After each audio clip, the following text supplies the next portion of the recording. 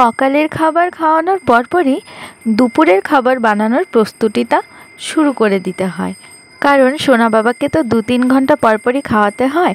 আর এটা প্রতিটা মায়েরই একটা টেনশন হয়ে দাঁড়ায়, যত তাড়াতাড়ি সম্ভব বাচ্চাকে টাইম মতো খাওয়ানো। তো যাই হোক, আমিও প্রতিদিনের মতো শুরু করে দিলাম ওর জন্য সবজি ভাত রান্না করার জন্য। নিয়েছি বিনস, গাজর, ক্যাপসিকাম, আলু, আর নিয়েছি মিষ্টি কুমড়ো আর পেঁপে। মিষ্টি আলুটা নেই বলে তাই আলুটাই নিয়েছি।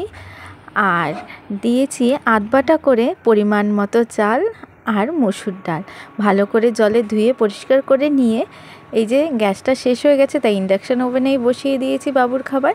আর সাথে দিয়ে দিয়েছি কালো জিরে। কালো জিরেটা কিন্তু খুব উপকারী বাচ্চাদের জন্য। আর এসব কিন্তু আমি নিজের মন থেকে বলি না, চারিদিকে খোঁজখবর নিয়ে কিভাবে বাচ্চা হেলদি থাকে সেইভাবেই আমি করি। এই নাও ফুটে এসেছে আর আমার ভাত কিন্তু রেডি হয়ে গেছে। আর বাবুকে খাওয়ানোর জন্য আমি কিন্তু একদম রেডি। সোনা বাবাও কিন্তু রেডি, এই দেখো খেলাধুলো করছে। খাইয়ে দাইয়ে চানটা করিয়ে দিয়ে চান ঘুম দিয়ে দেবো। সো বন্ধুরা, কেমন লাগলো জানিও কিন্তু। আর পুটুসকে এতটা ভালোবাসা দেওয়ার জন্য অসংখ্য ধন্যবাদ তোমাদেরকে।